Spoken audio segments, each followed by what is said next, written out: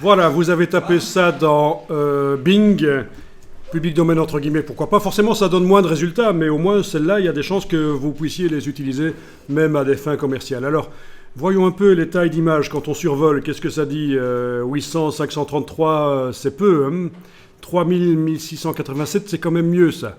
Il y a moyen de filtrer, si on veut ne voir que les résultats avec beaucoup de pixels. Il y a moyen de filtrer. Je vous expliquerai les détails sur les pixels, des choses que vous ne soupçonnez pas. C'est là que vous apprendrez que quand on travaille dans Photoshop, la résolution, est-ce que ça a de l'importance? Quand même. Dans Photoshop, la résolution a-t-elle de l'importance? Aucune. Nada. Rien.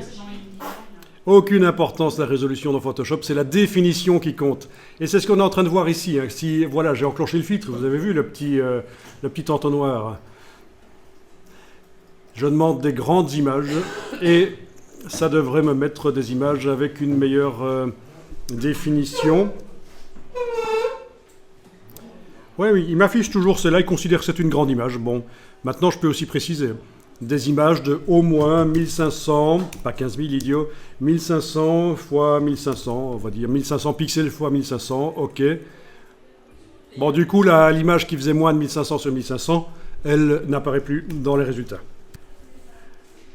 Ok, est-ce que vous voyez cette image ici? Est-ce qu'elle vous paraît correcte? Vous la voyez, en fait, la même que la mienne, là?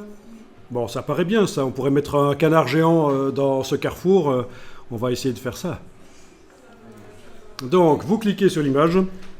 C'est une fenêtre qui s'ouvre. Vous avez la petite croix qui permet de fermer et de revenir au résultat. D'accord?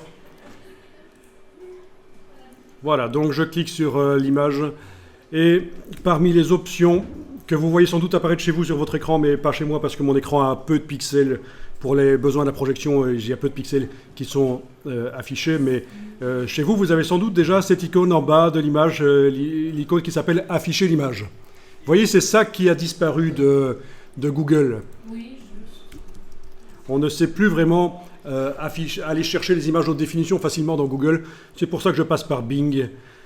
Alors, si on clique avec la loupe, on voit l'image avec toute sa définition. On sait même bouger avec les ascenseurs, là comme ça, en bas.